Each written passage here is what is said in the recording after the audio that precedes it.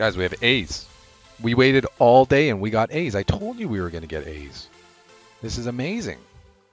We have A's. Oh my god, and there's a raise and a re-raise ahead, and we're going to get to go all in with pocket aces. The best hand in no limit all of them. This is amazing.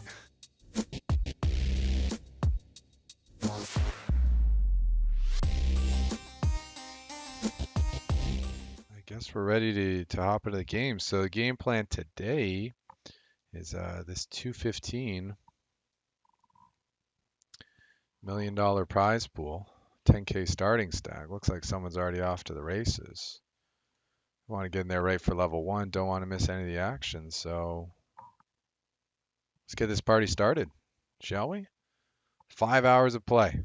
This guy hasn't been super high with the open, so we're just going to take the price here. We're going to dominate some 9s in his range and some queens. Could 3-bet as well. That's not the option we're going to take. So we flop a gut shot here. Depending on sizings, we may continue. If he goes on the small side, we'll take one off. If he goes on the big side, we will not. If he checks back, he's probably on the pot control side. Could have a jack, could have an ace high, could have a weak king. Either way, don't think he's going to fold that for a small amount of pressure. Don't know that I want a 2-barrel here. So I think we're just going to go with the fact we got really good odds pre-flop. And not invest more money in this pot. 9's probably good. So we can go for like a little bit of value. Try to squeak one out from ace high. Pocket 5s. We are value betting ourselves against a jack or 10s. But there are some worse hands that can call there. And you saw we went with the sizing there. We used a very small sizing. We probably could have gone even smaller there, honestly. So we set the price on the river. It's not like we were losing a lot.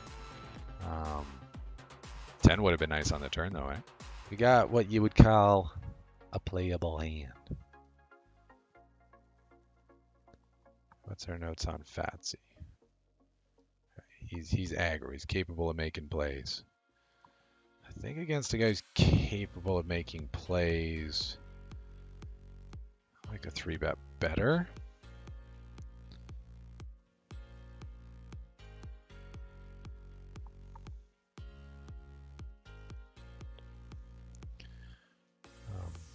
We can't just assume that Solomon's super tilted and just going to rip anything just because he rejammed last hand. He could have just got dealt ace king. If he was on that level of tilt, we could flat to induce a jam from him. But we don't have that kind of info. So rather than flatting and inviting Solomon and provider divide in to take it 3-way, we're going to 3-bet to get the pot heads up against Fatsy. And if Fatsy's all in, we're all in too. Not a great flop for queens at all. 10s has improved, 9s has improved. Ace X has improved as well, so we're beating jacks.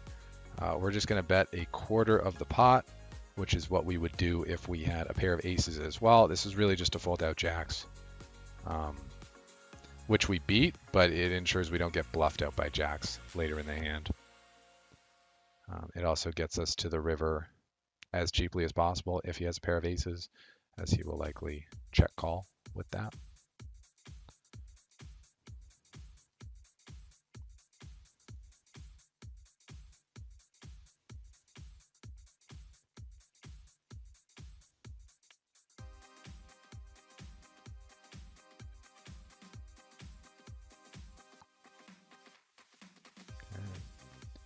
Check it back. I guess we want a jack now.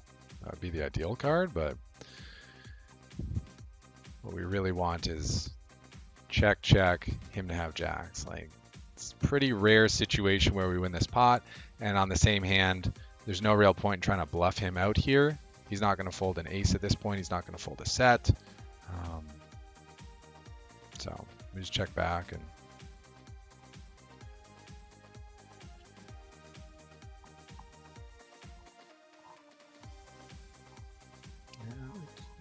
call the 3-bet with king jack suited, fine. Call the C-bet with the gutter, fine. Lucky on the turn. We got all the money in a head.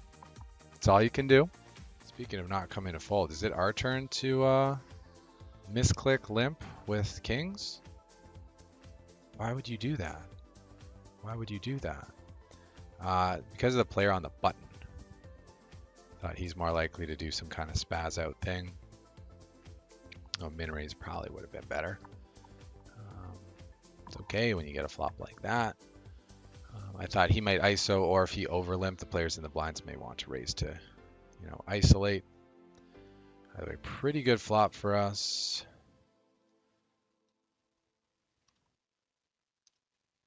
We'd like to get called by any piece, any pair. So how do we accomplish that? By going really small. We haven't seen Just in Time be super aggressive, so there's no need to check to induce from him. We'll just bet, and if anyone has any piece, a 9 or a 6, we might get some action that way, and if not, we'll take it down. Feels good to win one. Maybe a little too fancy. I don't know. I'm going to peel here. We could jam. I don't know how tight or loose this guy is. Actually, maybe I should just jam. This goes on the tight side, but ace-9's pretty strong on this stack size. We have a blocker. It's less like he has an ace. We're flipping against the king-queens and stuff. And just the amount of chips we pick up when he folds is so significant that I think we're better off rejamming here rather than flatting. Just had to get over the nervousness. So it's a flip. We need an ace or a no. 8-ball would do it, but that's not going to do it. So the question is, do we want to re-enter this one? I feel like that tournament was pretty soft. We could have a pretty big edge. I think we might be better off to just wait for the second run at 5 p.m. and take our shot then. What up, what up, what up, what up, what up, what up, y'all? You ready to do this again? Is this deja vu? Deja vu. I think it is. I think it is. Ready for some ACR action? I sure am. Man, that first tournament was so much fun. It's a shame it didn't last much longer. That's what she said. But we're gonna have some fun with it again. We're gonna go round 2. $1 million guaranteed. Let's take a look at what the stacks were in the first round. See the people who made it through. This is the one we played this morning, finished 45 minutes ago. We get some info. We don't get info on the stacks that made it through, but we do see how many people made it through. So 30 out of 413. So about 1 in every 14 if starting stack was 10K.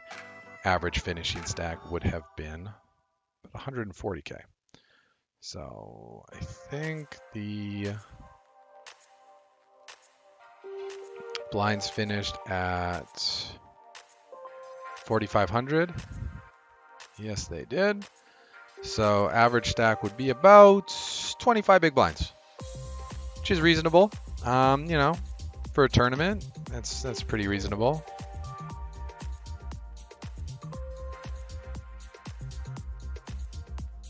A little bit fast. I think it's about average.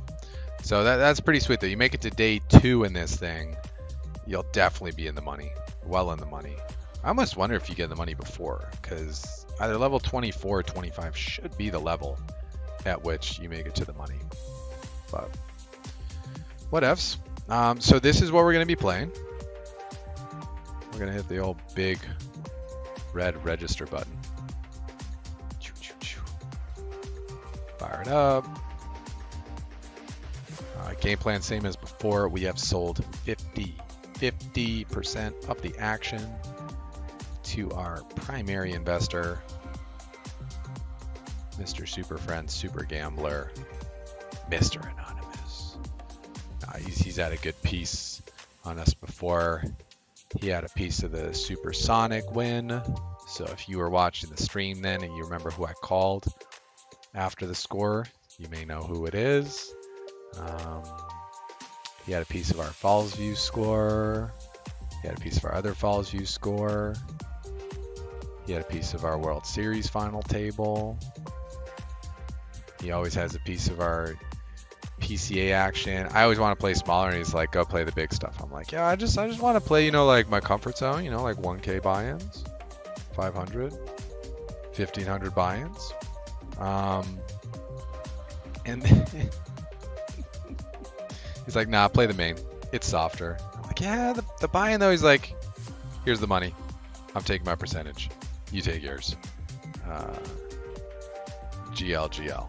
And I always feel pretty good about things when I follow his advice, when I follow his guidance. So, wise man. All right, playable hand. This is what you look for, Joe Daly. You wait for them to put it in with 7 deuce, and you get in there with your ace and king.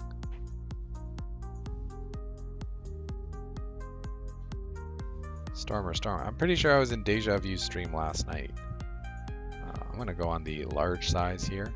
Where are we at? 2, 4 would be 800, 1040 would be 4x. We'll go 952. We'll go on the big side. Take it heads up. How many blinds is Miss Deja working with? 35 or so?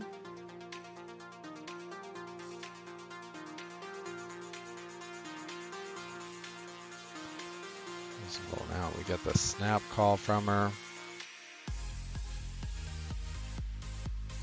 We're not going to fold for a lead here.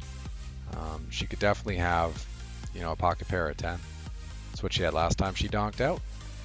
But for this price with 2 overs and possibly the best hand, we're definitely seeing a turn. Now you're all in. Deja.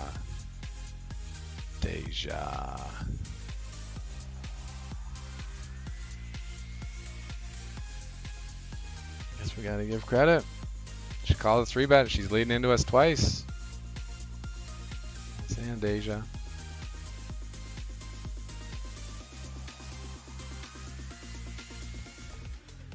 Elemento. I remember that's like halfway. M is halfway through the alphabet, right? So A, B, C, D, E, F, G, H, I, J, K, L, M. Yeah. Elemento. So that's 13 starting days. Wow. 13 starting flights. That's going to be a huge field. All right, we got 3 ways to the flop here.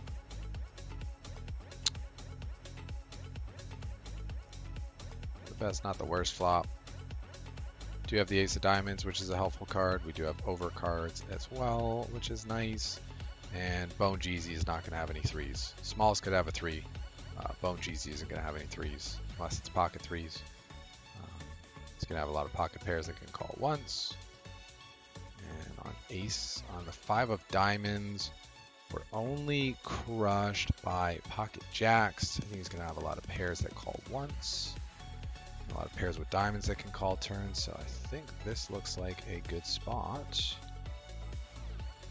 to go for the all streeter with the ace of diamonds in hand.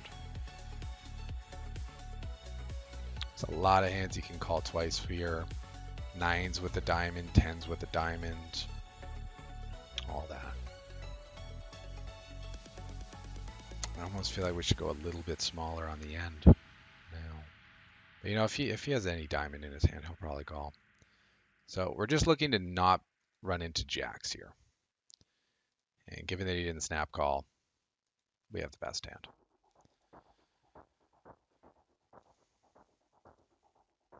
I think we're getting a lot of folds on brick runouts anyway. So this is just a spot where we've got the ace of diamonds blocker. Yeah, we're just happy to apply max pressure. So nice pot for us. Pretty much back up to starting stack.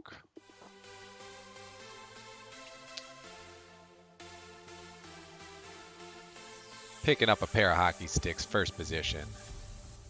Raise it up.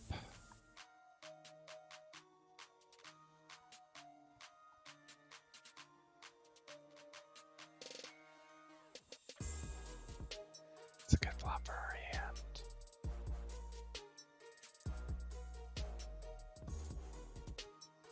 down bet here. So he gets a fine price to call with overcards. Not saying he will for sure, but it gives him the option to. It also gives him room to...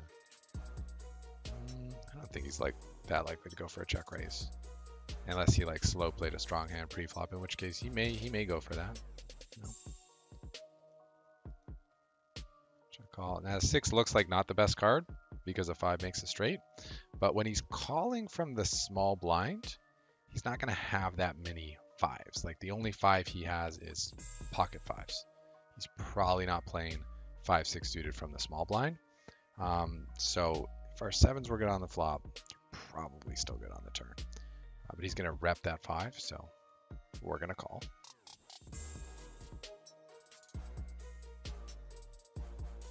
And kind of same thing, 8-9 gets there, but why would he have 8-9 unless it's 8-9 of hearts?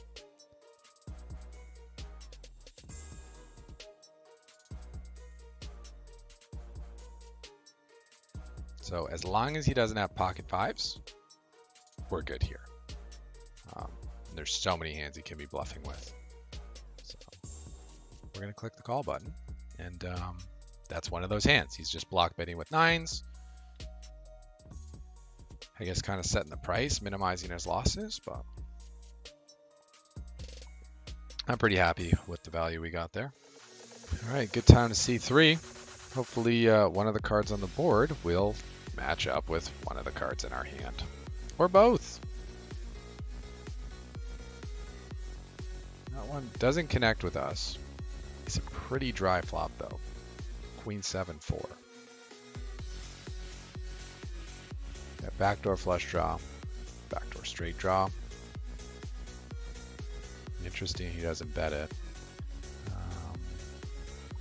We have two options here. We can go for a small bet to give ourselves a nice price, or we can go with an over bet to apply a lot of pressure.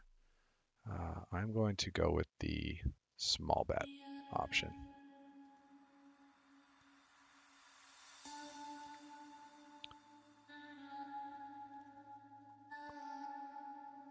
Maybe checking back with a medium pair of queens, pair of 7s, ace highs, pocket pairs. The question is, will he call the river with those hands?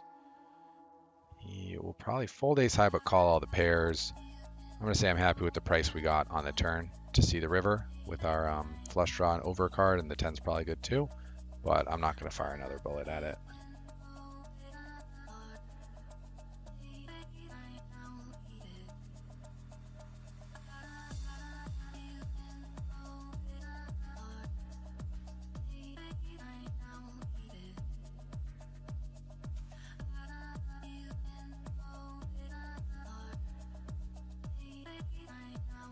What do you think, chat? Slow playing some value, trying to trap. Right away, we got a nice price to go for our draw. Lost them in. I think that's what we call a good old-fashioned. Ooh, it's a big price. Almost 10-1. We'll flick.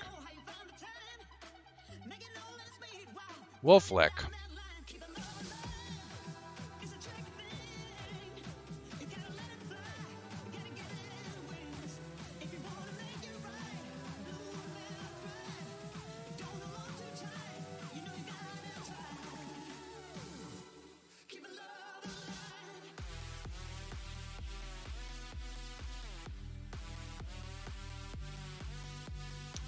Got second pair, decent.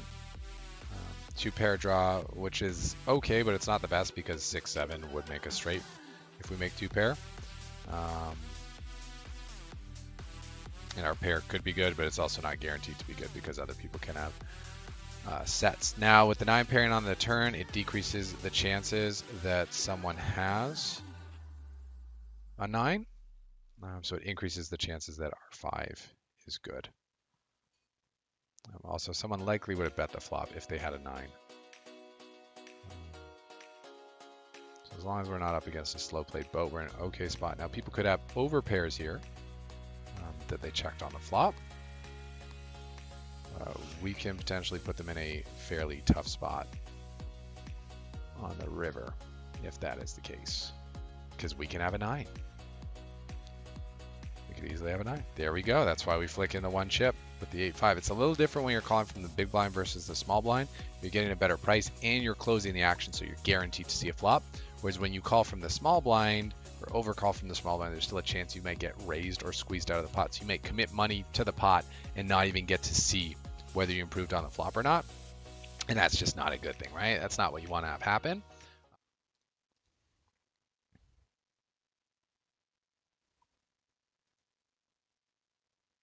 Oh.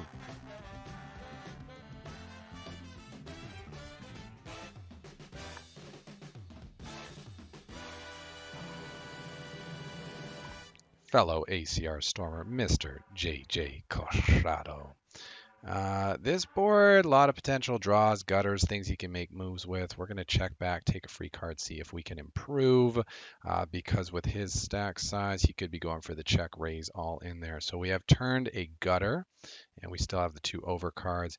We are going to go for a bet here. I think a little bit over half pot feels just about right against Flick K1. Yeah, welcome to Team Grips, JJ Corrado. Hope that you are ready to stack them chips and hope that you are having a good Sunday grind wherever it is, whatever you are playing. If you guys don't know JJ Corrado, he is a fellow ACR Stormer. He also streams poker here on Twitch. Be sure to check him out and give him a follow. Forward have us doing a little better. D's flop. 2 overcards to the 4. He's not going to have a lot of 6s in his range. Some queens, but a lot more ace high hands than queen high hands. So he's going to have whiffed this board a decent amount.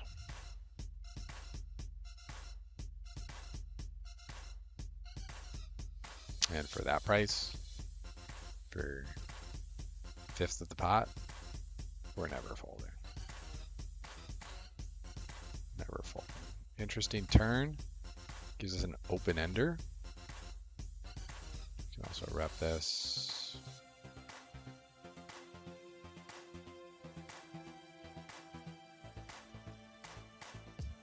Leading out here, we have the open end straight draw, but also because we can have hands like 6-5, maybe 3-5 suited.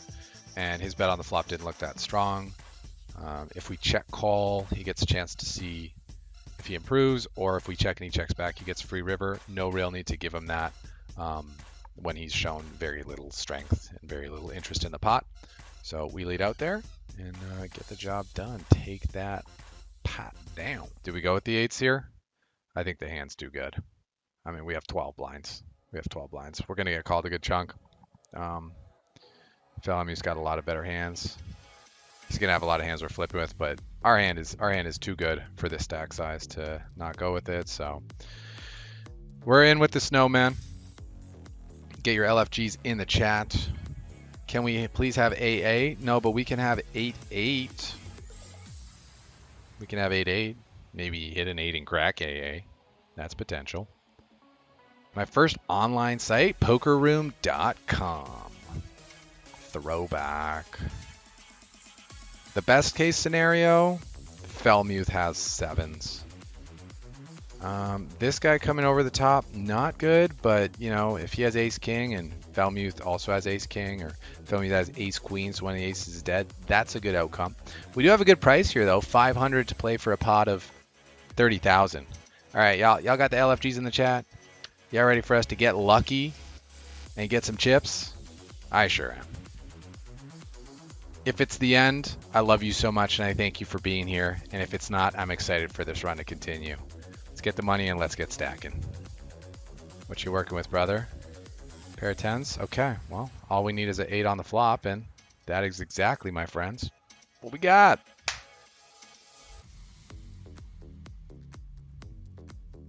Well played, team. Well played. Thanks for having those LFGs ready. You see, it makes a difference. Y'all thought it didn't make a difference? Me and my friend who love the NBA commercial. It makes a difference. You wear your Grips hoodie, it makes a difference. You pray to the poker gods, it makes a difference. I'm going to take a flop here. Suited ace. Crazy price. Not a great board for us. Not the worst. If we can see a free turn card, that'd be nice. I'm guessing on this board texture, though, we're going to be facing a bet pretty often. Interesting, we didn't. Okay, ace is a good card for us. Obviously, we have top pair. He's also going to bluff it a fair bit. If he has a better ace, he's going to bet it as well. Maybe even, he might check it back. We can definitely call a bet here. Question is whether or not we call 2 bets. I don't know. He's definitely going to bet at this. Let's go Schlev and John. Would that be John Nixon? But he wouldn't be on YouTube. He'd be on Twitch. He's just, I'm not a Twitch pro. Watch me on YouTube. I mean, and John, it's got to be Mr. Nixon fan. So, hi John. Check to side on the river. All draws bricked. King Queen missed. Queen Jack missed. All that stuff. Thing is, what's most of his check behind range on the flop? Well, ace high. He doesn't go for the value bet. Nits. What's he afraid of? That's the danger of defending ace-6 suited, but as long as you only call 1 bet post flop, it's no big deal. The key is to not just like auto stack off. So I think we have like a raise, a min raise spot here. Because we do have like the blockers. Yeah, I think we're gonna go min raise, and if it gets jammed on us, we'll probably have to fold. But if it gets called, you know, we can play a flop with King Jack. I feel like that's the play here. Like King Queen, we probably go all in. King Jack, not quite good enough. King Jack suited, you probably go all in. But King Jack off, it's just, you know, those borderline hands. This is scary. There's this super short stack peels, because he could be trapping with A's, or he could be taking the price because he's super short. Second pair, cool. Second kicker, cool. Not the best, not the worst. I guess we could bet call against the small blind, but like, what turns are we afraid of? We're just gonna take a card off. If it goes like jam call, then we can fold. If just Smile the Hero moves in,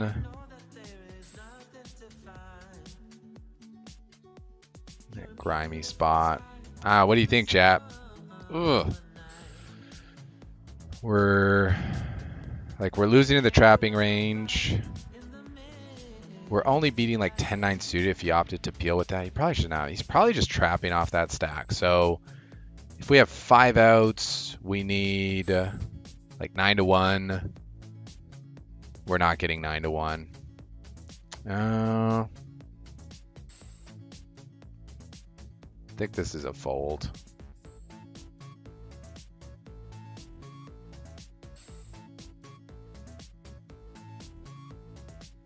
Show the bluff. He can't.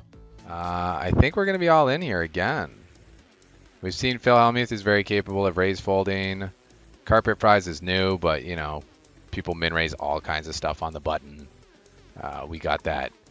What do we have? 15 big blinds. That 14 big blind stack, which is like the dream reshove stack size.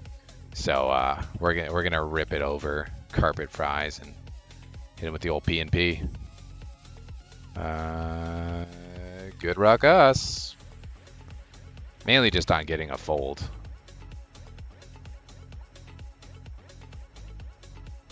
He's definitely going to fold like ace rag in this spot.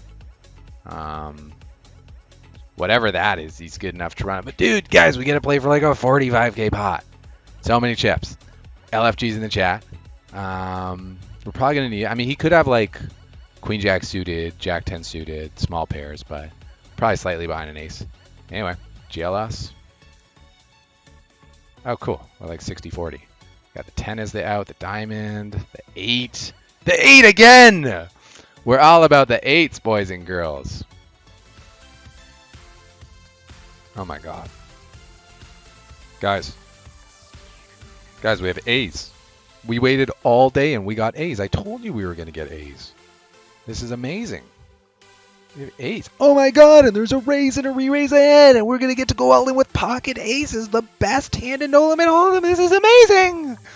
Guys, this is the best spot in hold'em. Look, we have 50% chip up, if not called. And if called, we are 80% favorite. What are you waiting for? Put the money in, guys. Put the money in the middle. This is the spot we waited all day. We waited all day for A's. We have been online for almost 12 hours, and we finally got A's for the first time ever. I'm so grateful. Thank you, poker gods. Thank you, poker gods, for all you do, for giving us just that little bit of excitement that we waited all day for. It was worth it. It was worth the wait just to see those Twin Peaks. They're so beautiful. The Twin Peaks. Oh, so beautiful. So we'd prefer a call than a fold because, you know, he's got like 7%. Very low equity. No equity. Whereas if he folded, you know, as long as he has 30% or less, we're fine with a call. Yeah, and that was a good pot. That was a good pot, y'all. We're going to get bumped up in the lobby. We're now in 6th place. 6th place of 64 players remaining. Pretty good spot, you know? Good time. What do you guys think about that? Did we play it okay? I think we played okay. You see, in the Poker Gods Rewards, because we were hyped, man, we're talking about floating. We're talking about good stuff. We're talking about good, healthy living. Universe like, oh, man, this guy's trying to spread good vibes to the world. Give that man a pair of aces. Give that man a double up and some. Do need to be a little cautious because we're raising into the big stack, but King 10, very strong hand. We got a couple of great blockers here. We do pretty well post flop, and we only need to get through 4 players here, so it can take some time. All right, try flop. We're gonna fire a bet and hope that dongers didn't connect, and also that he doesn't make a play. If he did connect, or if he check raises, he's probably going to win this pot. So, good spot for him to attack. And like, we're kind of, that's as much as we're putting in here. So the only risk of opening on the big stack is that they can peel and they can play, but King 10's a fine hand. We don't mind taking a flop with King 10. We could have even sized down the flop bet too. I took the extra little bit of fold equity with the half pot, but you could easily bet a third pot there and it'd be completely fine from a strategic perspective.